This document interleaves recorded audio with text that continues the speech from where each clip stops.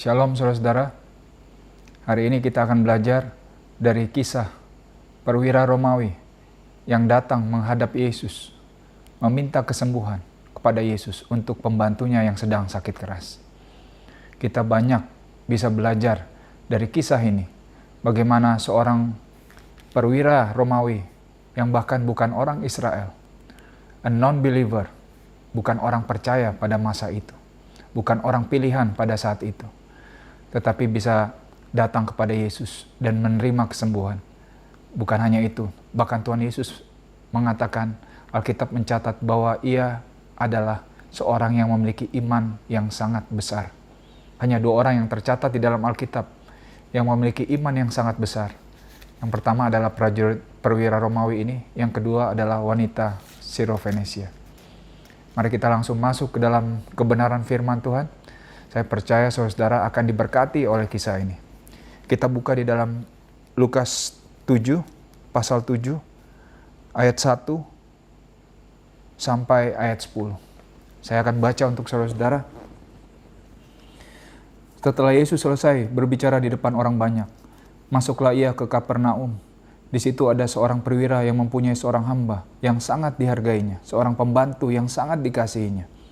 Pembantu itu sedang sakit keras dan hampir mati.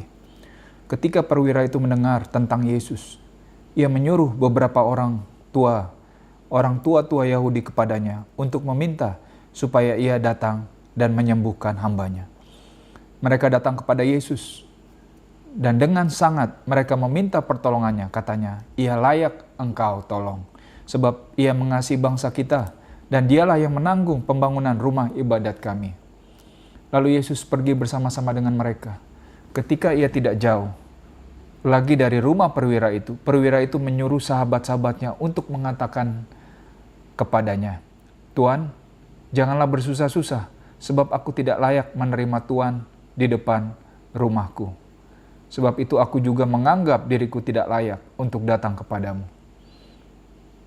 Tetapi katakan saja sepatah kata, just say in a word, maka hambaku itu akan sembuh. Sebab aku sendiri seorang bawahan, dan di bawahku ada pula prajurit. Jika aku berkata kepada salah seorang prajurit itu, pergi, maka ia pergi. Dan kepada seorang lagi, datang, maka ia datang. Ataupun kepada hambaku, kerjakanlah ini, maka ia mengerjakannya. Setelah Yesus mendengar perkataan itu, ia heran akan dia. Dan sambil berpaling kepada orang banyak yang mengikuti dia, ia berkata, aku berkata kepadamu, iman sebesar ini tidak pernah aku jumpai sekalipun di antara orang Israel. Dan setelah orang-orang yang disuruh itu kembali ke rumah, didapatinya hamba itu telah sehat kembali. Amin. Ketika firman Tuhan di ayat 10 ini mengatakan hamba itu telah sehat kembali, di dalam terjemahan King James-nya itu dikatakan he is whole. Kata yang dipakai itu bukan sehat tetapi whole atau utuh.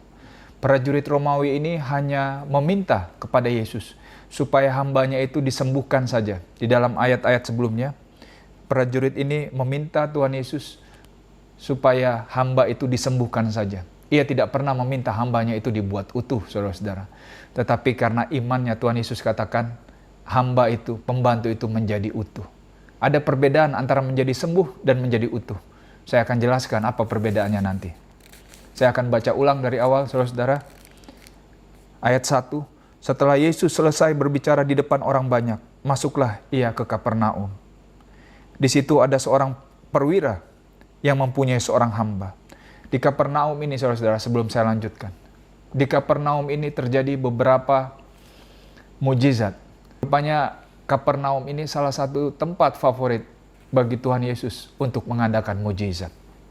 Saya lanjutkan, ayat 2, di situ ada seorang perwira yang mempunyai seorang hamba yang sangat dihargainya, sangat dikasihinya. Hamba itu sedang sakit keras dan hampir mati. Ketika perwira itu mendengar tentang Yesus, ia menyuruh beberapa orang tua Yahudi kepadanya untuk meminta supaya ia datang dan menyembuhkan hambanya. Dari kisah ini, saudara-saudara, di ayat 2 ini, firman Tuhan jelaskan bagaimana perwira ini meminta kesembuhan untuk hambanya. Jadi kita bisa belajar dari kisah ini bahwa kita bisa meminta kesembuhan atas orang lain yang kita kasihi. Karena ketika orang sakit, seringkali apalagi ketika orang itu sakit keras. Ia tidak lagi memiliki kekuatan untuk berdoa, apalagi untuk percaya, untuk membaca firman. Bagaimana ia bisa membaca firman jika ia sedang dalam keadaan koma, saudara-saudara? Bagaimana ia bisa membaca firman? Bagaimana ia bisa percaya memperkatakan firman? Datang kepada Yesus jika ia dalam keadaan koma dan tidak sadar. Jadi di dalam kisah ini Tuhan Yesus mengajarkan kita bahwa kita bisa datang on behalf, mewakili orang yang kita kasihi untuk menerima kesembuhan bagi orang yang sedang sakit itu. Amin, saudara-saudara. Mungkin hari ini di antara saudara-saudara ada keluarga saudara yang sedang sakit. Saudara bisa belajar dari kisah ini. Bagaimana seorang perwira Romawi datang kepada Yesus mewakili hambanya, pembantunya saat itu yang dalam posisi sakit. Saudara bisa datang mewakili keluarga saudara yang sakit. Saudara belajar dari kisah ini. Saudara akan diberkati, orang yang sakit itu akan menerima kesembuhan melalui iman saudara. Amin. Saya lanjutkan ayat 3. Ketika perwira itu mendengar tentang Yesus, ia menyuruh beberapa orang tua-tua Yahudi kepadanya untuk meminta supaya ia datang menyembuhkan hambanya. Jadi langkah awal bagi pria ini untuk menerima kesembuhan bagi hambanya, bagi pembantunya yang sedang sakit, adalah ia mendengar berita-berita tentang Yesus. Firman Tuhan ini mencatat ia mendengar tentang Yesus. Sama seperti kisah wanita pendarahan. Langkah awal, titik awal sebelum ia datang kepada Yesus. Firman Tuhan mencatat ia mendengar berita-berita tentang Yesus. Mengapa penting untuk mendengar tentang Yesus atau berita-berita tentang Yesus? Karena firman Tuhan katakan iman itu timbul. Roma katakan iman timbul dari pendengaran akan firman Kristus. Adalah mustahil bagi seseorang untuk bisa memiliki iman, mengambil dari kesembuhan yang Tuhan Yesus sudah sediakan tanpa memiliki iman. Adalah mustahil bagi seseorang memiliki iman jika ia tidak pernah mendengar berita-berita tentang Yesus. Karena itu hari ini saudara mendengar berita-berita tentang Yesus. Saudara mendengar berita tentang Yesus. Berita tentang kebaikan Tuhan. Iman timbul di dalam hati saudara. Sama seperti perwira Romawi ini. Amin. Kemudian saya lanjut. Mereka datang kepada Yesus dan dengan sangat mereka meminta pertolongannya. Katanya, ia layak engkau tolong. Sebab ia mengasihi bangsa kita dan dialah yang menanggung pembangunan rumah ibadat kami. Wow, ini menarik saudara. Perwira Romawi ini meminta kesembuhan dari Tuhan Yesus melalui orang tua-tua Yahudi. Karena ia mungkin tidak mengenal Yesus secara langsung. Jadi ia meminta orang tua-tua Yahudi memediasi, meminta pertolongan kepada Yesus. Dan yang menarik firman Tuhan mencatat bahwa ketika orang tua-tua Yahudi ini datang kepada Yesus, ia berkata, dengar baik-baik saudara, mereka berkata, ia layak engkau tolong. Sebab ia mengasihi bangsa kita dan dialah yang menanggung pembangunan rumah ibadat kami. Saudara garis bawahi kata ia layak engkau tolong. Mengapa orang tua-tua Yahudi memakai kata ia layak? Karena saudara harus mengerti mereka pada saat itu hidup berdasarkan hukum Taurat dan hukum Musa. Hukum Taurat dan hukum Musa pada waktu itu mengajarkan bahwa berkat itu selalu diterima berdasarkan apa yang orang lakukan. Makanya mereka memakai kata layak, karena bagi mereka orang ini banyak mengadakan perbuatan-perbuatan baik. Orang ini banyak membantu mereka. Orang ini bahkan membangun rumah ibadat mereka, firman Tuhan katakan. Tetapi yang orang tua-tua Yahudi tidak sadari bahwa Yesus itu adalah pribadi kasih karunia. Yang mereka tidak sadari bahwa Yesus itu adalah pribadi kasih karunia dan kebenaran. Yesus tidak pernah memberikan seseorang sesuatu karena ia layak. Justru karena ia tidak layak, maka diberikan oleh Tuhan Yesus. Karena kasih karunia itu sendiri berarti favor, mercy atau favor yang berarti kebaikan Tuhan yang tidak layak diberikan. Justru karena orang itu tidak layak, maka Tuhan memberikan kebaikannya.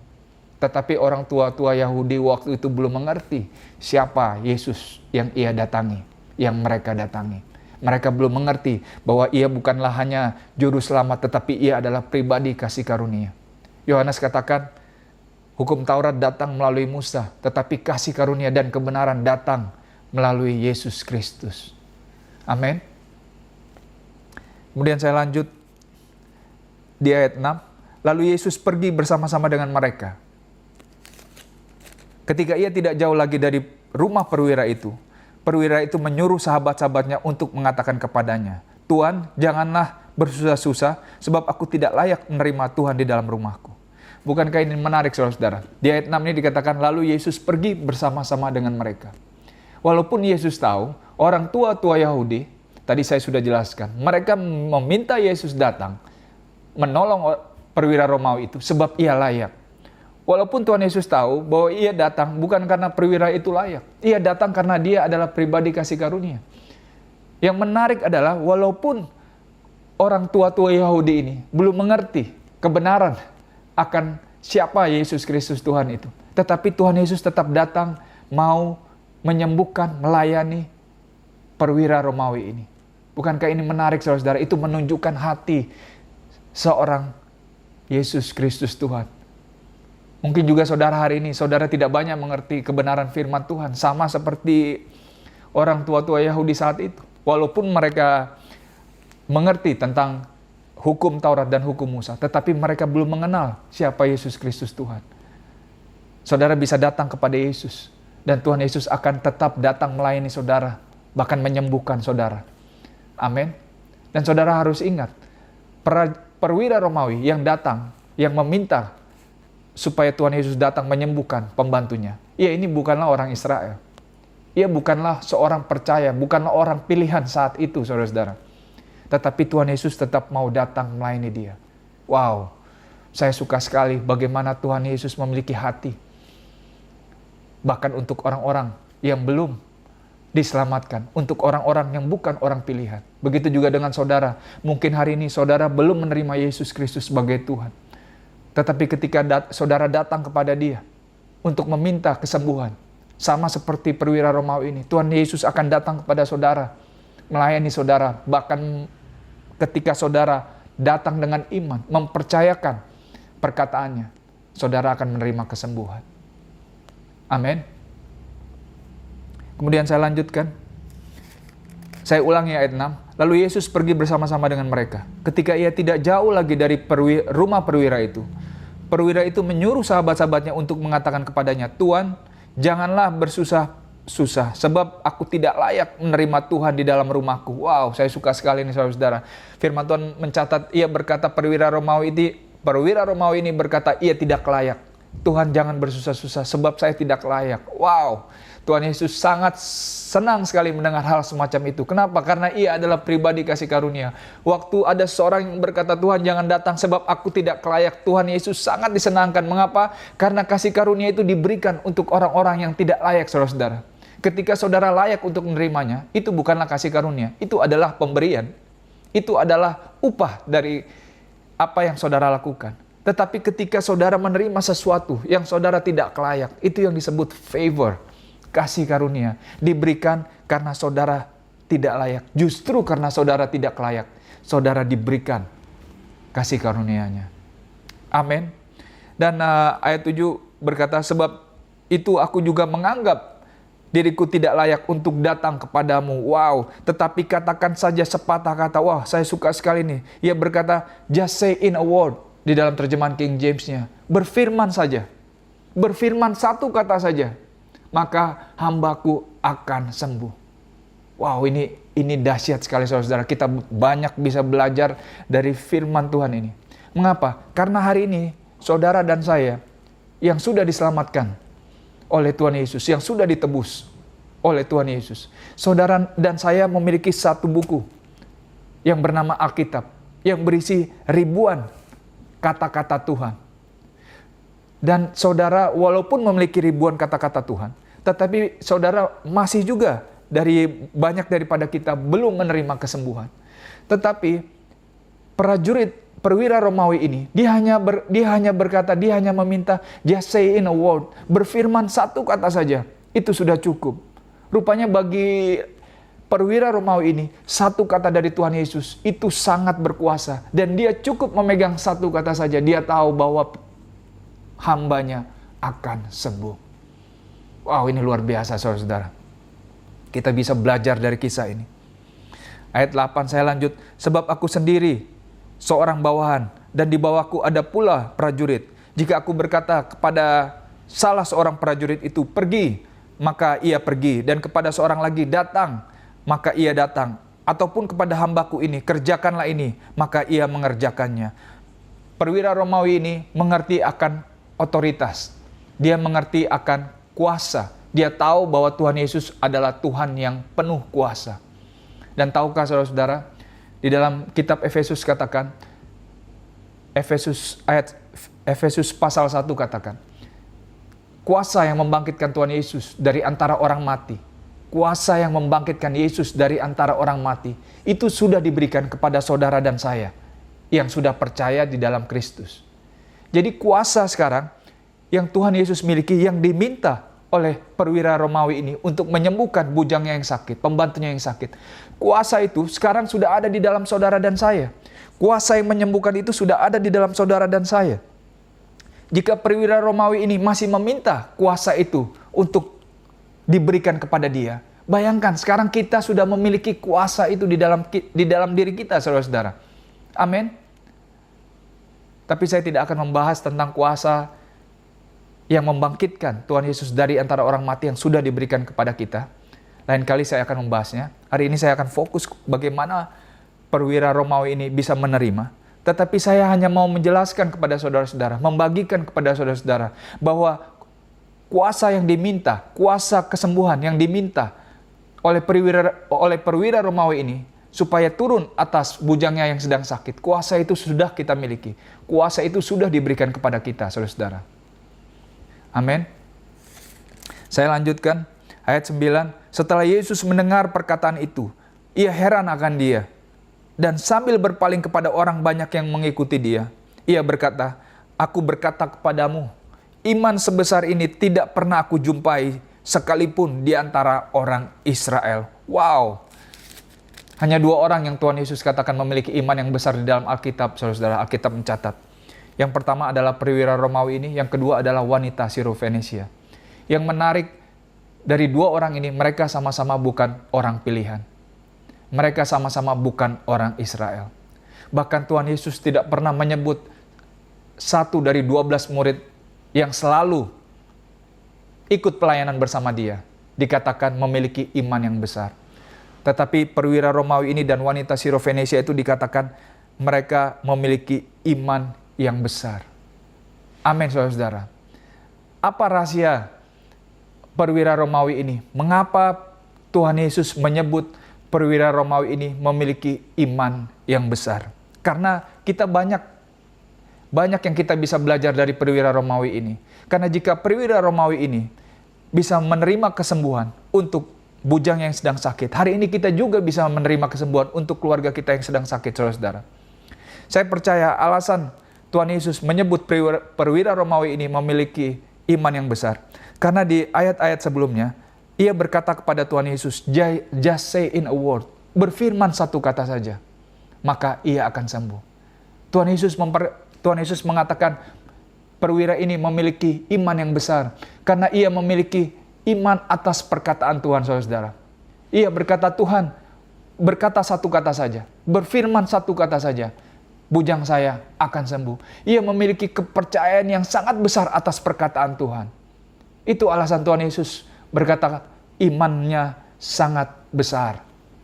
Itu alasannya perwira itu menerima kesembuhan bagi bujangnya.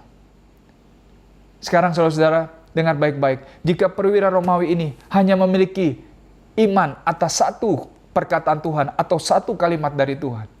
Bayangkan hari ini kita memiliki ribuan kata-kata dari Tuhan, saudara-saudara, di dalam Alkitab yang kita pegang hari ini. Kita memiliki ribuan janji-janji dari Tuhan.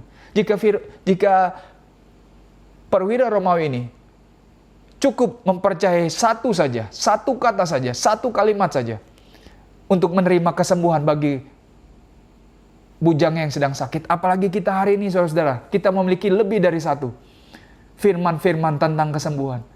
Bukan hanya itu, jika Tuhan Yesus menyembuhkan bujang perwira Romawi ini, padahal saat itu ia sendiri belum mati untuk menebus, padahal saat itu ia belum mati di kayu salib untuk menebus dosa dan kesalahan dari bujangnya yang sedang sakit itu. Apalagi hari ini saudara dan saya yang sudah ditebus oleh darahnya. Di mana 1 Petrus 2 ayat 24 berkata, oleh bilur-bilurnya kita sudah sembuh. Amin saudara. Jadi jika perwira Romawi itu bisa berdiri di atas sepatah kata dari firman Tuhan, apalagi kita yang hari ini memiliki banyak firman Tuhan untuk kita berdiri di atasnya. Pertanyaannya adalah sekarang, apakah saudara percaya dengan perkataan Tuhan?